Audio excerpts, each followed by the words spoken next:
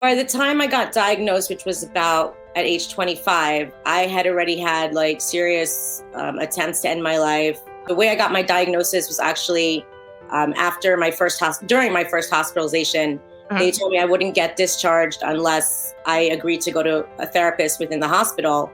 And at that point, I was like, you know what, this is crazy. Like, I'm going to die if I don't take care of this. Yeah. And I wanted to get better at that point. They did tell me that I'm going to have it for the rest of my life. Okay. And I basically thought that I'll never get better. And I didn't know how I was going to live like that. It was just an impossible way to live, just getting worse and worse. Yeah. Turns out I did get better, but I didn't realize that at the time that it was going to be possible.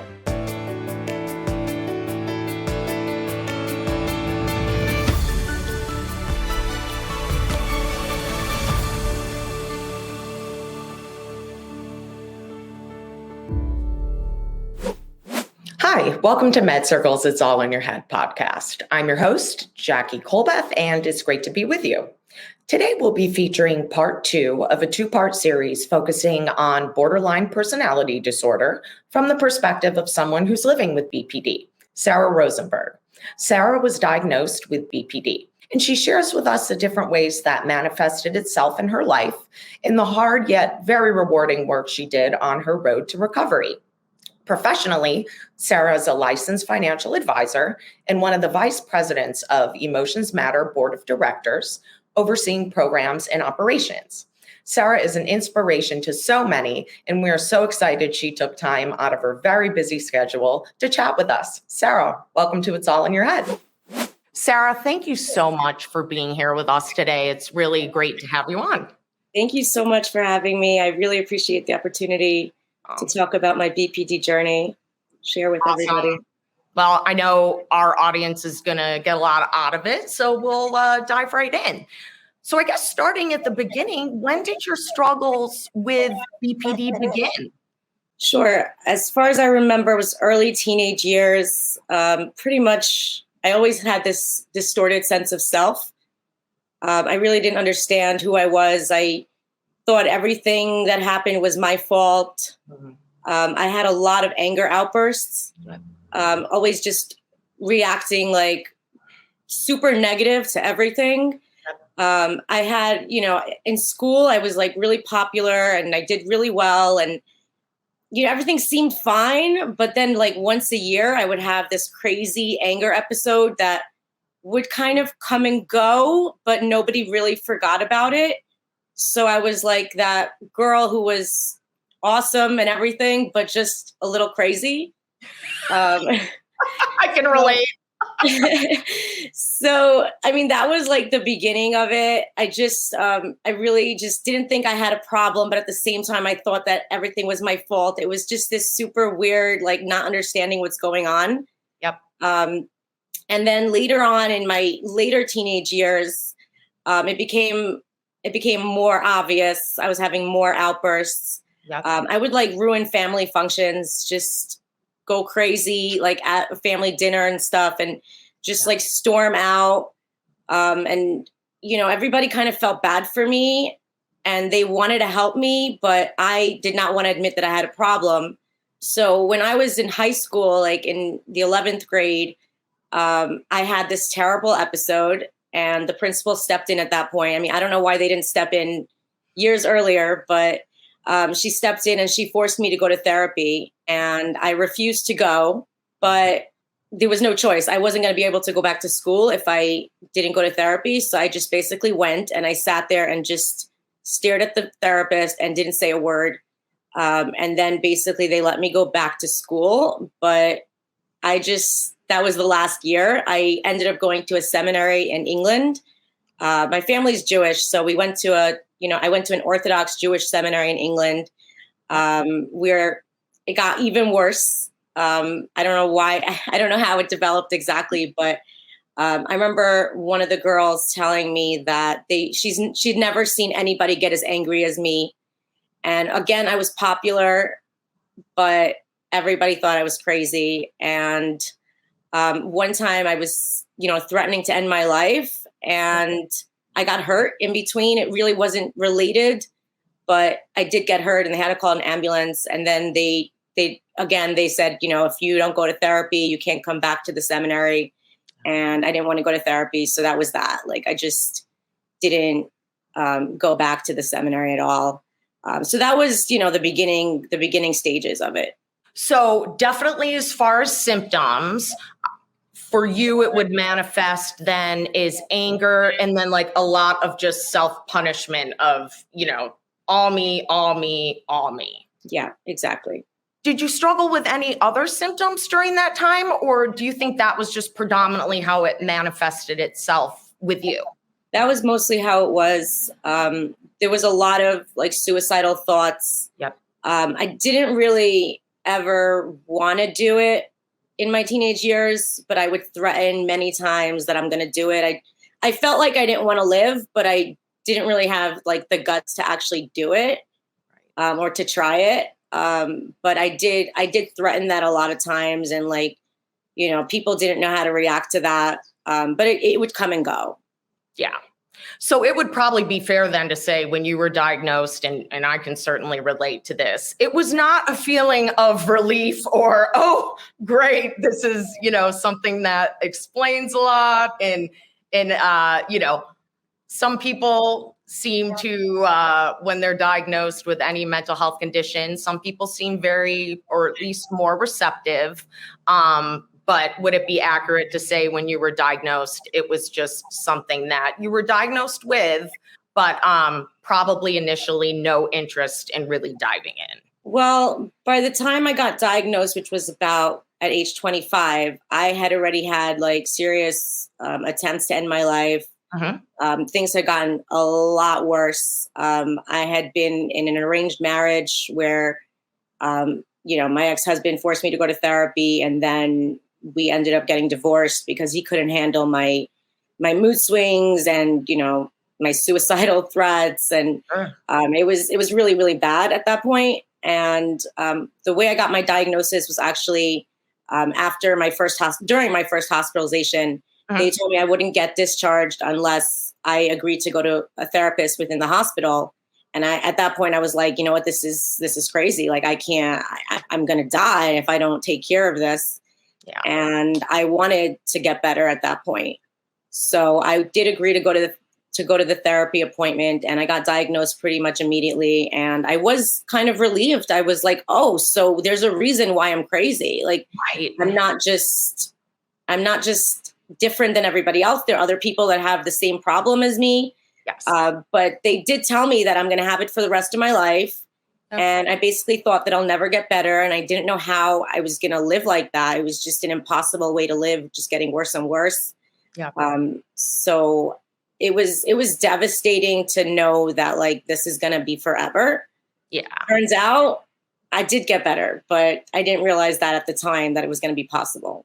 Yeah, well, that's certainly a daunting, thing. I remember it yesterday when I was diagnosed with bipolar 2 disorder, and I, like yourself, refused to speak during the first few therapy sessions. I a lot of shame, a lot of I don't want this label, I don't want this to be forever.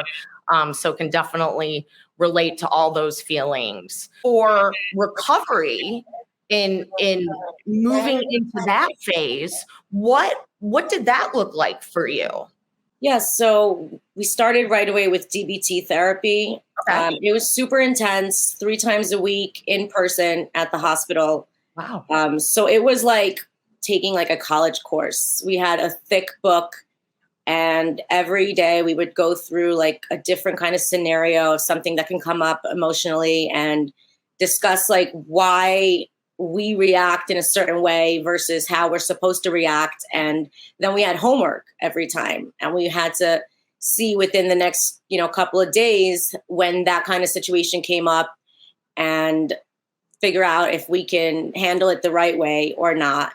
And we would have to like write it down. And then we would come back and review it. So it was like a year long of really intense therapy. And during that time I was doing once a week therapy, one-on-one therapy. Yep. And I took it very, very seriously. And like, I'm into like studying, and I'm very good, with stuff like that. So I just took it super seriously and really understood what I had to do to get better. In that first year, I mean, I don't remember getting better, but I understood a lot of things. Yeah. But then it took some time after that, with another 5 years or another 4 years of one-on-one therapy. And my therapist just taught me how to react to different situations. And then, I mean, I would call her in the middle of the night with crazy thoughts, and she would have to talk me down the ledge pretty much. And eventually I would come into the therapy groups and I would tell her what happened, during that week. And she was like, well, you handled it the way I would have told you to handle it. So I started getting better. And like, I started focusing on the little achievements. Like each time I was able to get over a small episode, or I was able to handle the episode just a little bit better than I would have handled it in the past, I was proud of myself. And I said, okay, I can do this. And eventually after years, I realized that I can get better and that I just have to keep trying and keep pushing. And, it was sometimes, one step forward, 10 steps back, but I just kept doing it and kept doing it. And I just said, I'm not going to be able to live like this. I'm either going to die or I have to get better. I can't continue living like this. Yeah, you definitely described a lot of work that you put into this, certainly very intensive therapy, but it sounds like you had an unbelievable support system with that therapist and with that group. How did friends and family receive this? Were you surprised by any reactions, or pleasantly, unpleasantly, just different people in your life when you open up to them outside of your therapist? Yeah, I mean, support was the biggest thing for me. My family still is so supportive. My family, like I said, they're Orthodox Jews, and I left the religion. So, that was a big divide. Sure. Where, they weren't happy that I left, but they really just focused on my health, and they didn't bother me about not being religious. They just wanted me to be better. And, during my hospitalizations, they would all come visit me and bring me food. And they always said, we always knew you had a problem, but now you're taking care of it and you're fixing it and you're getting better. And they just pushed me and supported me. They didn't even understand really what BPD was. Even till today, they don't really understand. They never did any research or anything. They just showed me that they loved me all the time, no matter what. They didn't necessarily know the right thing to say, but I knew that they loved me, versus back in the day, I didn't understand that. I used to think that they hated me. So it took a long time, but their support just meant the world to me. And I always wanted to show them that they were right, that they believed in me, and they had a good reason to believe in me because I was getting better. Yep. And honestly, at this point, they're so proud of me. I come to family functions and I'm smiling and I'm complimenting everybody and I'm having a good time. And they're just happy that I'm happy. They don't even care that I'm not religious. It's an unbelievable, turn of events, but it's really amazing, their support. As far as friends went, I didn't really notice friends having a problem with me after episodes. My friends were really just supportive in a quieter way.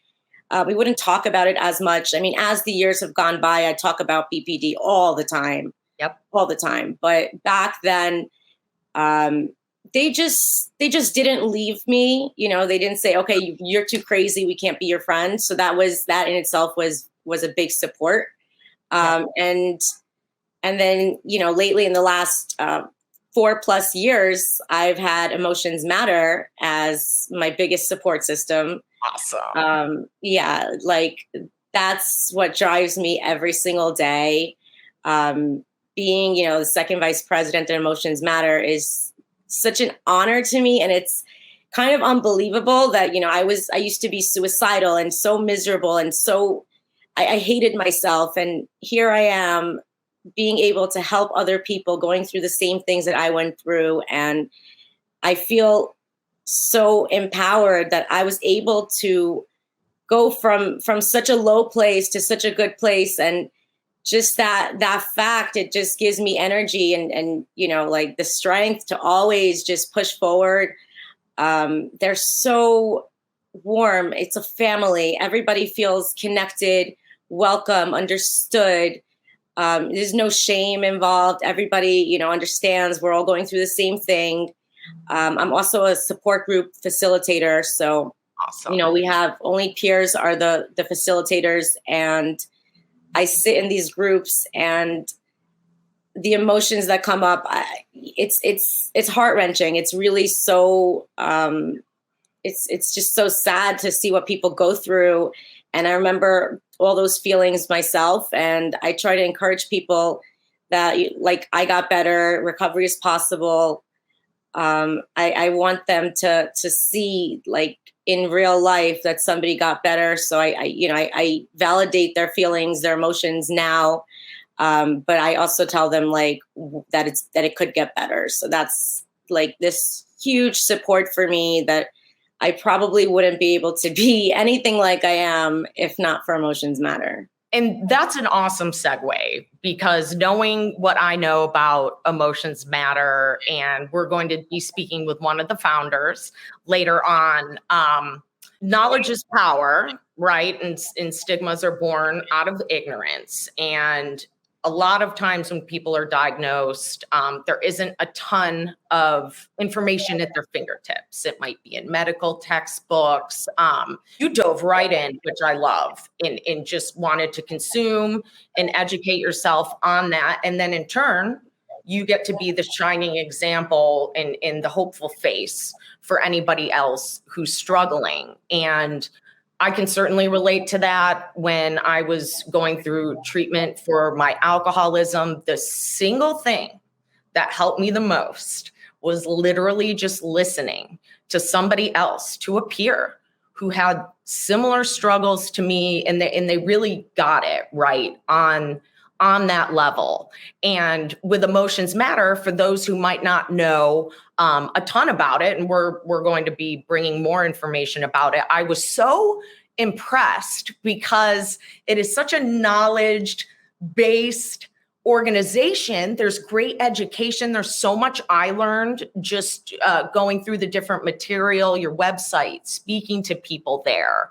And I'm wondering if you felt the same way, that when you met someone else with BPD, it was really a pivotal part of your recovery. Yeah, absolutely.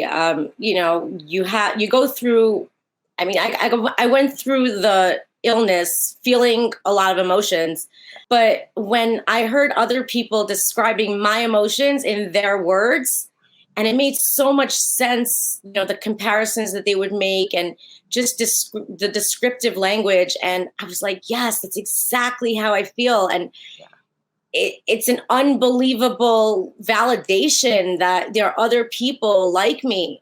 Yes. It's just incredible. And one of the things we have, one of the events that we have at Emotions Matter is an art show. Yep. Which we've done a few times, and we have one coming up.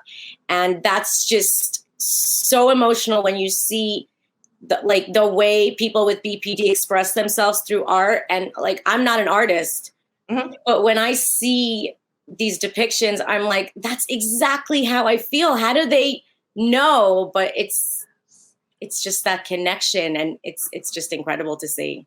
Yeah, I was scrolling through, and I always love looking at art, that anyone who struggled, I like you, I really don't have an artistic bone in my body, but I always admire people who can really capture that within a picture. And I'm not going to lie, just some of the images for your art show this year, they were so beautiful. I mean, a few of them, almost brought me to tears to just how perfectly, they really captured feelings within a picture. And Emotions Matter, how did you find this place? So I had this one friend with BPD who I had actually met in the hospital. Mm-hmm. And her therapist had told her about Emotions Matter. And it was a little over 4 years ago that she invited me to go to the walk for BPD. Yep. And, I didn't really know many people with BPD. I didn't really know that there was an organization like that. And I went, and I was blown away immediately, the speeches and just talking to people. And there was this whole group of 100 people with either with BPD or had a loved one with BPD or a clinician. Everybody understood me. Yeah. Yes. And I was like, this is amazing. Like, I need to be a part of this, like, all the time. Like, I just want to be around these people. Like, it was an incredible feeling of being accepted. And it was just like a family. And I remember that first day, I just went over to I signed up to be a volunteer, and I just wanted to be involved. And I was already in recovery at that point. Mm-hmm. So I was feeling good and I wanted to help other people. But I had no idea how much this organization was going to help me in the future just to keep me going, because, you can get better and then you can go backwards. And obviously I don't want to do that. So this, going to that walk, it changed my life. It really did. And what I love about your story, Sara, is you went from patient to advocate, right? I mean, you're the living representation of what it is like to have an acceptance and live an extremely fulfilling life. And so when you dove in and you started Emotions Matter, I have noticed you've certainly moved up the ranks, which I think is a really cool experience. So I'm hoping you can tell our audience just a little bit more about the roles that you've had there and what you do with them today. Sure. So I started out going to some in-person connections groups where it was more like a fun activity type of group. It was amazing back then, before COVID, when we were able to have in-person events, and I would go to each one every month. And then they started asking me to like lead some stuff. So I would, lead like introductions or lead a game. Mm-hmm. And I guess they saw that I had the leadership qualities. And one of these events, months later, I'll never forget it. Paula, the executive director, asked me if I would be on the board, and I had never been on a board of anything. And it was the most validating moment. Just, you want me on your board? Like, it was incredible. And, Emotions Matter is all about peers running the programs and peers running everything. Yeah. And obviously they wanted somebody with lived experience of BPD to be involved on a higher level. So I joined the board, and I was just so passionate about helping other people. And I brought this younger energy onto the board, and I brought, something new, and they really appreciated that. And as time went on, I was very involved in fundraising. So I brought a lot to the organization, and then, at one point, she asked me to be the second vice president. And of course I was completely honored and excited. And I take this role super seriously every day. It's really the most important thing in my life. I really feel amazing, just especially like hearing what people say after our events and even after just our groups, how much we help them. Some people are just really at the end of their rope, literally, and they come to our group or our event, and it changes their life, or I could say saves their life. So it's just so beautiful to see that I have a hand in that. Yes. So it's the best thing. And I love that, because I know a lot of people who are diagnosed struggle with any sort of mental health. It's sort of that feeling of, will I be able to contribute anything really awesome to society, early on in the recovery, how's that going to look for me? And I love that you are such a great example of really busting that, what I'd call stinking thinking, to shreds, because you were able, like you said, to come up within an organization, put all of your passion into there, and then in turn end up with a role in being on a board and being vice president. That it's just a really inspiring story. And I know that a lot of people in our audience, and really the whole foundation of the It's All in Your Head podcast is to show the experience, strength, and hope that anybody who's diagnosed with anything can have. You're certainly not relegated to any sort of, mediocre life. I would ask how you're doing today, but I think I already know. It looks like you're doing great, but how are you feeling today? I mean, I would have never imagined that I could be this happy. Aw. Just, it was an impossible thing back in the day. I mean, I do feel like I'm happier than your average person who doesn't necessarily have a mental illness. Right. I feel like the challenges that I've overcome were so difficult. And now that I did it, I'm so proud of myself, and I'm not embarrassed to say that. I'm really proud. I feel like very powerful, and I feel like I can achieve anything I want, and nothing's going to ever stop me. I have, like I was saying earlier, I have the most amazing relationship with my family. I have an amazing career in finance. That's awesome. Things just are really working out because I put in the hard work, and I just keep believing in myself.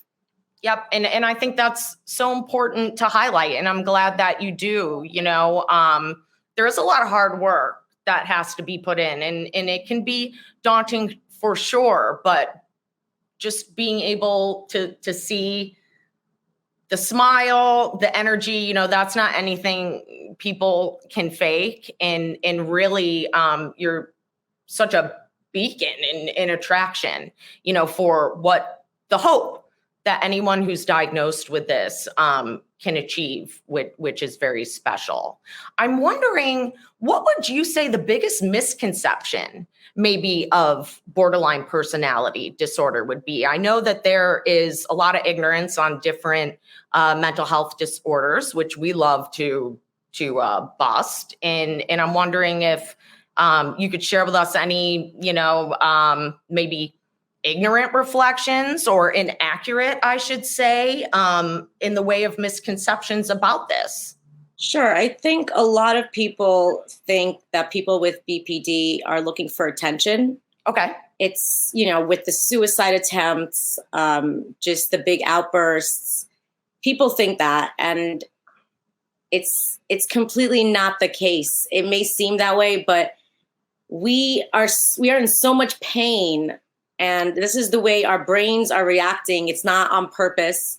We're not planning this stuff out. We're not trying to do things in this crazy, loud, manner and just bursting out with anger. We're not trying to do that. We don't want to do that ever. Right. But that's how our brains react.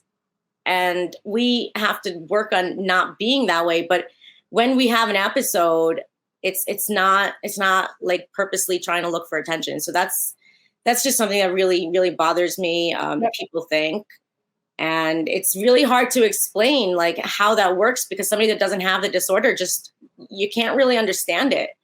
Yeah. But it's just the reaction in the brain it just takes over. Really, there's no control. Yeah, it seems to be very insidious in that respect, almost, an amalgamation of different symptoms from different mental health disorders, and coupled with too, people have personalities and their character, right? And then they have the behaviors that the disorder's in control of, to your point. And these things are happening. I'm not trying to make them happen, right? This is part of the pain that you would go through. So we have our personalities, our God-given character, and then we have the diagnosis. And I think a lot of people have trouble sort of discerning, well, what is me and just my personality, and what is part of the disorder. So for instance, I'm Italian. I thought my anger outbursts were really just because I was spunky and fired, and passionate was the word that I would like to use. And while that's all true, that's part of my personality, but it can also manifest as part of my illness. So I'm wondering if you had a similar struggle, really kind of deciphering, well, what's Sara and what's the BPD? I never really thought about it exactly like that. I think that if I look back at the way I reacted to a certain situation, and it wasn't the reaction that would get the result that I wanted, then that's the BPD, like I can be very loud sometimes. Like I have a very big personality and it's not a problem sometimes. But when I do it in a negative way and a way that in my heart, I'm just, I'm feeling shame. I'm feeling this insecurity. That's the BPD. And sometimes it's very blurred, but that's okay because I don't have to be perfect. And I don't feel like I have to always differentiate or anything like that. Like BPD is part of who I am and it's fine.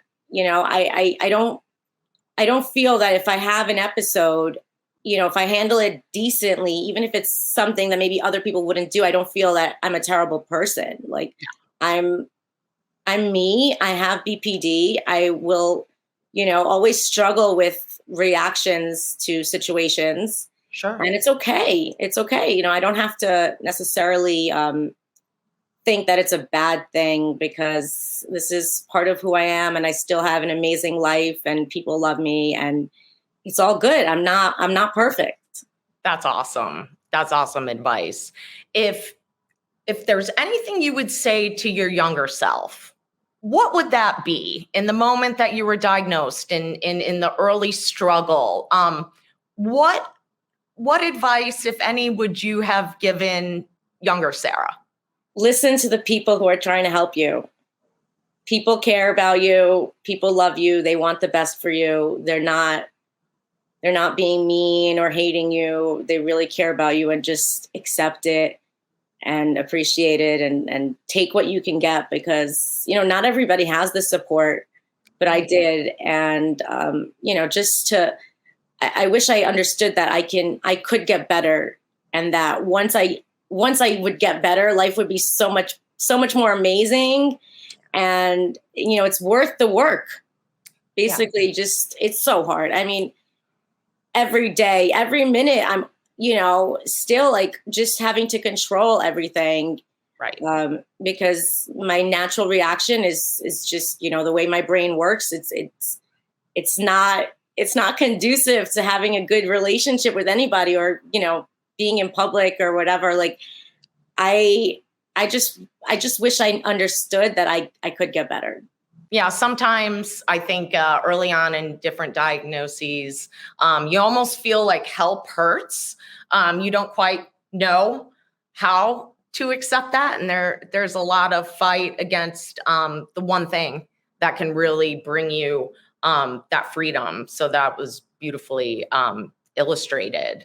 And something we ask everybody is, anybody who's struggling in our audience today, either with an early diagnosis of BPD or maybe they suspect they might be struggling with it, to those who are really, in the throes right now, who might be watching this, what is the best piece of advice that you could give to them in that moment? You're not alone.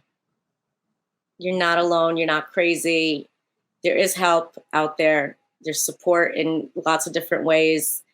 And I would say that, keep pushing forward. Like you can do this. You really, really can do this. You just have to keep believing in yourself. And with BPD, it's really hard to believe in yourself, but you have to push yourself. And, the main thing that really has worked for me is changing negative thoughts to positive thoughts. And it's kind of a process that took me years to perfect. I mean, I can't say perfect because I'm not there yet either. But, with BPD, automatically your brain goes to the negative. Yep. And when you have a negative thought, you're going to have a negative reaction. And basically what I did was, and this is what I learned in therapy, you have to notice when the negative thought comes up. And once you notice it, the next step is to stop it. And the next step is to change it to a positive thought.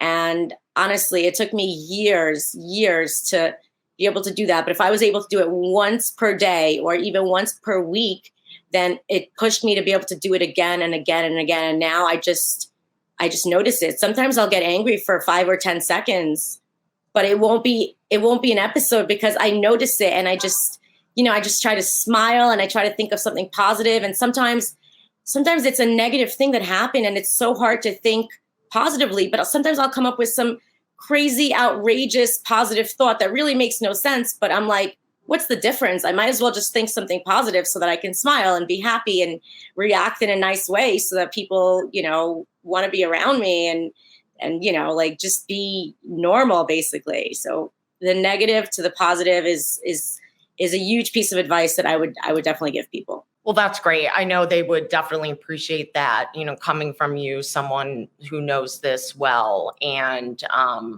I just want to thank you so much for coming on and sharing deeply personal information. And you're an impressive woman, Sara. I definitely have to say your enthusiasm for getting better in the work that you put in really, really is inspiring. I think that might not be a route a lot of people think they have the capacity to have, but to your point, if you can do it and you can put the work in, people can see these great results. So we definitely wish you all the best and don't be a stranger. Thank you so much. I'm so glad I was able to share my story. It was really great experience. Thank you. Thank you all for joining our conversation with Sara today. While we know more today than we ever did before about borderline personality disorder, it's important to continue to share people's lived experiences with the diagnosis. Sara's candid account of how BPD affected her life, along with the very hard work she put into therapy, highlights that no matter what someone is diagnosed with, that does not preclude them from living their best life. Becoming involved with organizations that both educate and support people with this diagnosis offered Sara the strength and confidence she needed to tackle anything life threw her way, including BPD. I really hope you enjoyed our conversation.